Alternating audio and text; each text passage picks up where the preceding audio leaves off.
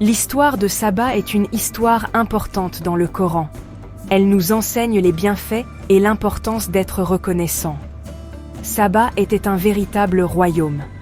Il existait il y a très longtemps, en Arabie du Sud.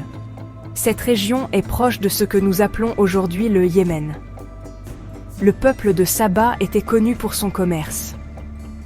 Ils étaient également réputés pour leurs techniques agricoles ingénieuses. Ils ont construit un barrage célèbre, appelé le barrage de Marib. Ce barrage était très important pour leur vie et leur richesse. Il les aidait à utiliser l'eau pour leur culture. Le royaume de Saba a prospéré pendant de nombreux siècles. Ses habitants étaient des ingénieurs et des marchands compétents. Ils contrôlaient d'importantes routes commerciales. Ces routes transportaient des marchandises précieuses comme l'encens et la myrrhe. Ces épices étaient très prisées dans de nombreuses civilisations anciennes. La richesse issue de ce commerce a aidé Saba à devenir une terre puissante et prospère. Leurs villes étaient bien construites. Leur société était organisée. Ils avaient une culture unique et leur propre mode de vie. Le Coran utilise leur histoire pour donner une leçon puissante à tous les peuples. Le contexte historique de Saba est significatif. Il nous aide à comprendre plus profondément le récit coranique. Le royaume n'était pas une simple légende. Des archéologues ont trouvé des preuves de son existence. Ils ont découvert les ruines de ces villes et du grand barrage de Marib. Ce barrage était une merveille de l'ingénierie antique. Il a permis aux Sabéens de créer une oasis fertile dans une région majoritairement aride. Leur succès était largement connu dans le monde antique. Leur histoire était racontée et transmise, même avant d'être mentionnée dans le Coran. Le Coran se concentre sur une période spécifique de l'histoire de Saba. Il met en lumière une époque où le peuple était comblé d'une grande prospérité. Dieu leur avait donné beaucoup de bonnes choses.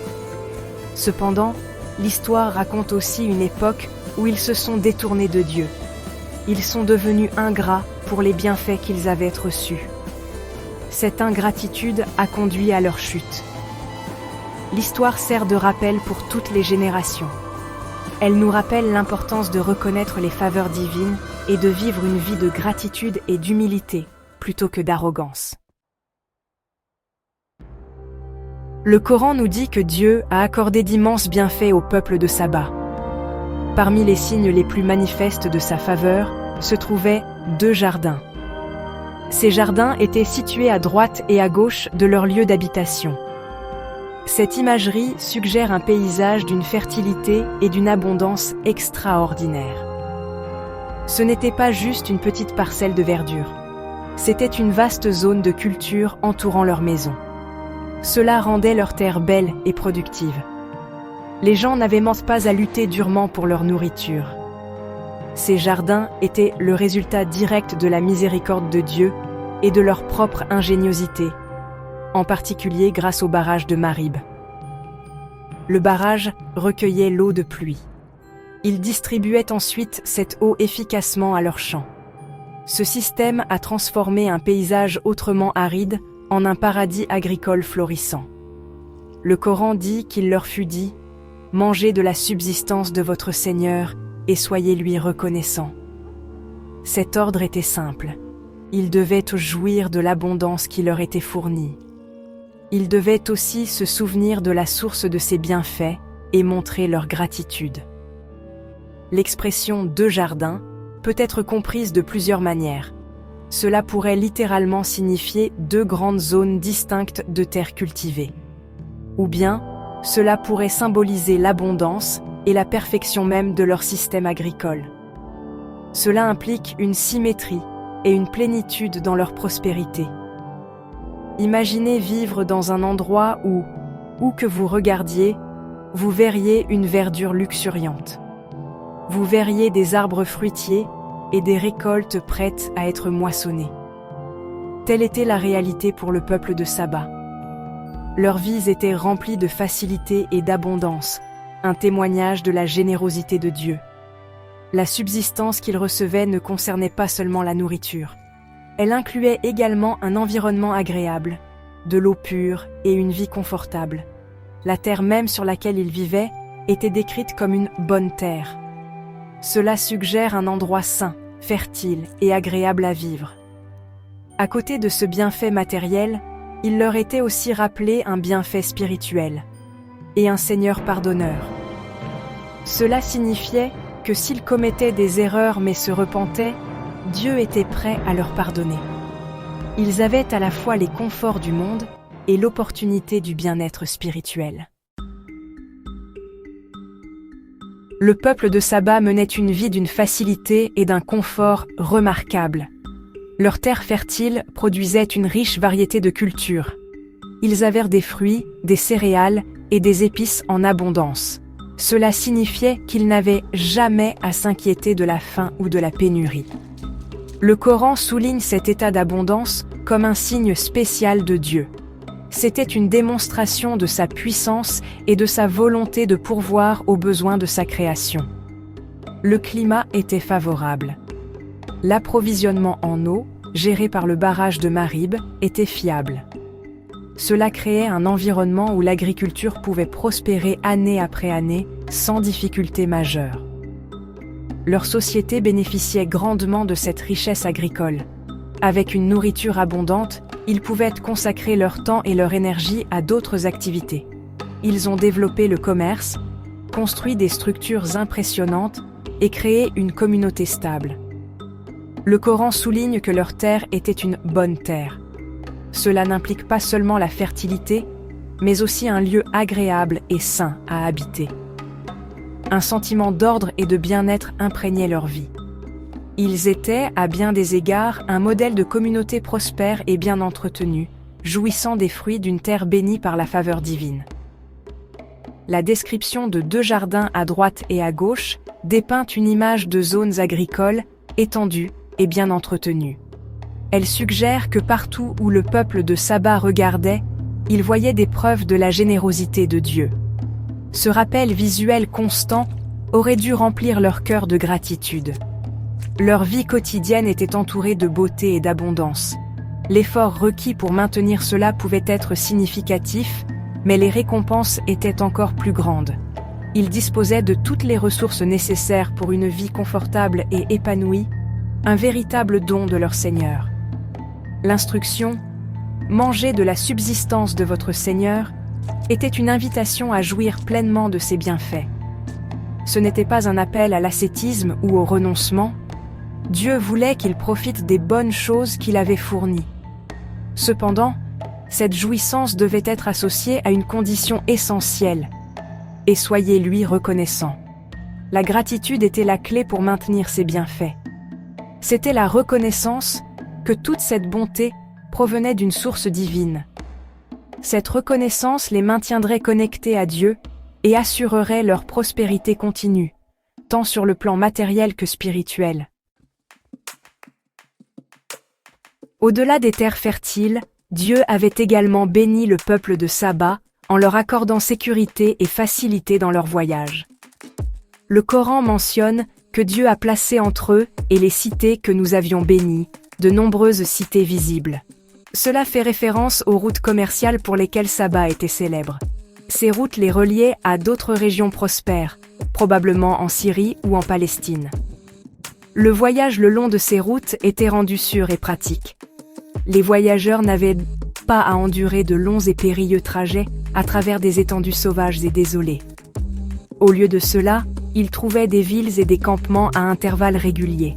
Ces cités visibles servaient d'étapes de repos et de comptoirs commerciaux. Les gens pouvaient voyager d'un campement à l'autre avec une relative facilité. Ils pouvaient y trouver des provisions, un abri et la sécurité. Le Coran ajoute « Et nous avions déterminé entre elles les étapes du voyage ». Cela implique que les étapes du voyage étaient bien planifiées et gérables. Les voyageurs savaient quelle distance ils devaient parcourir pour atteindre le prochain refuge sûr. Voyagez-y de nuit ou de jour, en toute sécurité.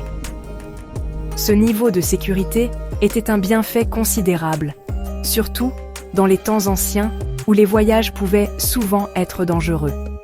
cette facilité de voyage facilitait grandement leur commerce. L'économie de Saba dépendait fortement de l'exportation d'encens, de myrrhe et d'autres produits de valeur. Des routes commerciales sûres et bien gérées signifiaient que leurs caravanes pouvaient se déplacer efficacement. Cela leur apportait la richesse et établissait leur réputation de marchands compétents. La prospérité issue de ce commerce ajoutait encore au confort et au bien-être du peuple sabéen. C'était une autre strate de bienfaits qui rendait leur vie plus facile et plus prospère que celle de nombreuses autres communautés de leur époque. La capacité de voyager en toute sécurité, de jour comme de nuit, indiquait un haut niveau d'ordre social et de protection divine. Il n'y avait pas de crainte des bandits ou de se perdre dans de vastes terres inhabitées. Cela faisait de Saba non seulement un royaume riche, mais aussi un royaume connecté. Ils faisaient partie d'un réseau de communautés prospères, toutes bénéficiant de ces voies sûres. Cette interconnexion et la sécurité de leur voyage étaient des signes clairs pour quiconque réfléchissait. Cela montrait comment la faveur de Dieu pouvait se manifester de manière pratique, rendant la vie quotidienne et le commerce fluide et sans difficultés excessives.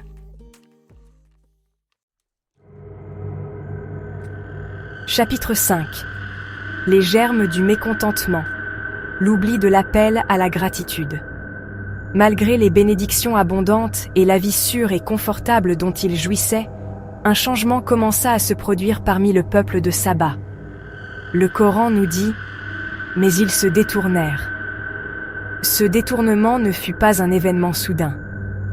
Il s'est probablement produit graduellement. Au fil des générations, le souvenir des temps plus difficiles s'est peut-être estompé. La facilité et l'abondance constante ont pu les amener à tenir leurs bienfaits pour acquis. Ils commencèrent à oublier la source de leur prospérité. Ils oublièrent d'être reconnaissants envers Dieu qui leur avait tout fourni. Cette ingratitude est une faiblesse humaine courante. Quand la vie est trop facile pendant trop longtemps, les gens peuvent devenir complaisants. Ils peuvent commencer à croire que leur succès est uniquement dû à leurs propres efforts et à leur intelligence. Ils risquent d'oublier la grâce divine qui sous-tend leur fortune. Le peuple de Saba commença à perdre sa connexion spirituelle. L'instruction d'être reconnaissant envers lui fut lentement ignorée. Les beaux jardins, la bonne terre et les voyages sûrs ne remplissaient plus leur cœur de gratitude envers leur Seigneur. Ils s'habituèrent au luxe. Le Coran décrit cela comme leur mécréance ou leur ingratitude, kufr. Ce terme en arabe peut signifier dissimuler ou nier quelque chose. Dans ce contexte, ils dissimulaient ou niaient les faveurs de Dieu. Ils ont manqué de reconnaître son rôle dans leur vie. Cet aveuglement spirituel fut le début de leur chute. Au lieu d'apprécier ce qu'ils avaient, un sentiment que tout leur était dû a pu s'installer. Les bienfaits mêmes qui auraient dû les rapprocher de Dieu commencèrent à devenir un voile, obscurcissant leur vision de lui. Leurs cœurs s'endurcirent. Les rappels constants de la générosité de Dieu, visibles dans leur environnement florissant, ne les touchèrent plus. Peut-être se sont-ils lassés de leur routine confortable. La facilité de leur vie, qui était une grande miséricorde, commença à paraître banale ou peu excitante pour certains. Ce changement intérieur, ce manque de gratitude, était un péché grave. C'était un rejet de la bonté de Dieu. Cela prépara le terrain pour qu'ils souhaitent activement un changement qui s'avérerait finalement désastreux pour toute leur civilisation. Chapitre 6. Un souhait fatidique, quand le confort devint un fardeau. L'ingratitude du peuple de Saba ne s'arrêta pas à simplement oublier d'être reconnaissant. Elle évolua vers une forme plus active de mécontentement. Le Coran révèle leurs prières audacieuses, mais ils dirent « Notre Seigneur, allonge la distance entre nos voyages. » C'était une demande étrange et insensée. Ils avaient été bénis avec des étapes de voyage sûres, courtes, et facile entre des villes prospères. Cela faisait prospérer leur commerce et rendait leur vie pratique. Pourtant, ils demandèrent que ce bienfait soit retiré. Ils désiraient des voyages plus longs et plus ardus. Cette demande montre à quel point ils s'étaient égarés. Ils commencèrent à voir leur facilité comme une forme d'ennui ou un manque de défi. Peut-être enviaient-ils les récits d'autres voyageurs qui affrontaient de plus grandes épreuves et aventures. Ou peut-être devinrent-ils arrogants, croyant pouvoir supporter des conditions plus difficiles. Quelle que fût leur raison, c'était un signe clair qu'ils ne valorisaient plus les bienfaits spécifiques que Dieu leur avait donnés. Ils demandèrent essentiellement des difficultés à la place du confort. Cela démontrait une profonde incompréhension de ce qu'impliquait le véritable bien-être. En faisant une telle demande, ils se firent du tort à eux-mêmes, comme l'indique le Coran. Ils cherchèrent activement à diminuer leur propre confort et leur sécurité. Cet acte d'auto-sabotage découlait de leur ingratitude et de leur arrogance profondément enracinée. Ils ne réalisèrent pas que la facilité de voyage était un élément crucial de leur prospérité et de leur paix. Souhaiter sa suppression, c'était inviter la difficulté et la perturbation dans leur vie. C'était un choix qui aurait de graves conséquences, montrant comment se détourner de la guidance divine peut amener les gens à prendre des décisions préjudiciables à leur propre bien-être. Gap 2S. Ce désir de voyage plus long reflétait aussi une possible division sociale. Peut-être les riches marchands voulaient-ils monopoliser les routes en les rendant trop difficiles pour les plus petits concurrents. Ou cela aurait pu être un malaise sociétal général, un ennui face à la perfection. Ils avaient oublié que la structure même de leur société, leurs villes interconnectées et leur commerce florissant dépendaient tous de ces voies faciles. Leur souhait insensé était un affront à la sagesse divine. Cela montrait qu'ils avaient perdu leur appréciation pour l'équilibre délicat des bienfaits qui soutenaient leur civilisation. Chapitre 7. La rupture inévitable, le barrage de Marib déchaîné. La conséquence de l'ingratitude persistante de Saba et de leur désir insensé fut une punition divine. Le Coran déclare : « Alors nous envoyâmes sur eux l'inondation du barrage, Sa'il al-Harim. » Le grand barrage de Marib, qui était la pierre angulaire de leur prospérité agricole et un symbole de leur savoir-faire en ingénierie, devint l'instrument de leur destruction. Ce ne fut pas un accident fortuit. C'était une réponse directe de Dieu à leur détournement et à leur arrogance. La source même de leur eau vivifiante se transforma en une force dévastatrice. La rupture du barrage de Marib dut être un événement catastrophique. Imaginez une muraille d'eau massive soudainement déchaînée sur les terres en contrebas. Cette inondation aurait tout emporté sur son passage. Maisons, champs, bétail et infrastructures. Les jardins soigneusement cultivés, les 2 jardins à droite et à gauche, auraient été inondés et détruits. La terre arable fertile, accumulée au fil des siècles, aurait été emportée. Les canaux d'irrigation complexes qui distribuaient l'eau si efficacement auraient été anéantis par la force pure du déluge. Cet événement, l'inondation du barrage, est un fait historique bien attesté, bien que sa datation exacte soit débattue par les érudits. Le récit coranique se concentre sur sa signification spirituelle. C'était un signe clair et indéniable que les bienfaits qu'ils tenaient pour acquis pouvaient être rapidement retirés. Leurs prouesses en ingénierie, qui avaient construit et entretenu le barrage pendant si longtemps, furent finalement impuissantes face à la volonté divine lorsqu'ils choisirent la voie de la désobéissance. La punition était directement liée à leurs bienfaits et à leur orgueil démesuré, rendant la leçon encore plus poignante. L'inondation marqua un tournant pour la civilisation de Saba. Ce n'était pas seulement une catastrophe naturelle, c'était une rétribution divine pour leurs actions. Le Coran dit : « C'est ainsi que nous les rétribuâmes pour leur mécréance. Et rétribuons-nous autrement que les ingrats ? Cela souligne que la punition était une conséquence juste de leur ingratitude persistante et de leur rejet de la foi. Le barrage, autrefois symbole de la faveur de Dieu et de leur compétence, devint un monument à leur échec à respecter leur part de l'alliance, manger de la subsistance de Dieu et être reconnaissant. Chapitre 9. Sagesse éternelle. Le message du Coran à travers Saba. L'histoire du peuple de Saba, telle que racontée dans le Coran, sert de leçon profonde et intemporelle pour toute l'humanité. Ce n'est pas simplement le récit historique d'un royaume déchu, c'est une illustration puissante de principes spirituels clés. Le message central tourne autour de l'importance de la gratitude.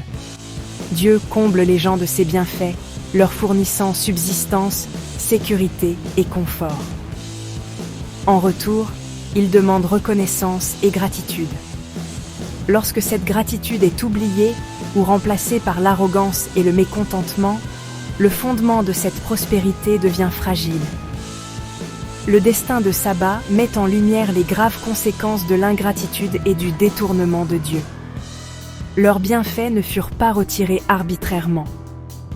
Ils furent retirés après qu'ils eurent persisté à ignorer la guidance divine, tenu leur confort pour acquis, et même stupidement souhaité des difficultés. La rupture du barrage de Marib fut le résultat direct de leur déclin spirituel. Cela enseigne que la prospérité matérielle, sans une solide boussole morale et spirituelle, n'est pas durable. L'arrogance et la croyance que son succès est uniquement le fruit de ses propres efforts peuvent mener à une chute catastrophique, comme on le voit dans la transformation de Saba d'un paradis en une terre désolée. De plus, l'histoire souligne que la justice de Dieu est parfaite. Le Coran dit « Et rétribuons-nous autrement que les ingrats ». Cela implique que la punition n'est pas infligée à ceux qui sont fidèles et reconnaissants. Le peuple de Saba eut amplement l'occasion de jouir de ses bienfaits et de vivre conformément à la volonté divine. Leur destruction ne survint qu'après qu'ils eurent choisi de rejeter ses bienfaits et celui qui les avait donnés. Cela sert d'avertissement que négliger les devoirs spirituels et cultiver une attitude où l'on croit que tout nous est dû peut avoir des répercussions terribles, tant individuellement que collectivement pour les sociétés. Finalement, le Coran conclut le récit en déclarant « En vérité, il y a en cela des signes pour toute personne patiente et reconnaissante. » L'histoire de Saba n'est pas destinée à induire le désespoir, mais à encourager la réflexion et l'action positive. Ceux qui sont patients dans l'adversité et reconnaissants dans la prospérité peuvent comprendre et bénéficier de ces signes. Elle encourage les croyants à reconnaître constamment les faveurs de Dieu, à rester humbles en période de facilité et à être constants dans la foi. Les ruines de Saba, tant littérales que métaphoriques, se dressent comme un rappel éternel de l'équilibre délicat entre les bienfaits divins et la responsabilité humaine.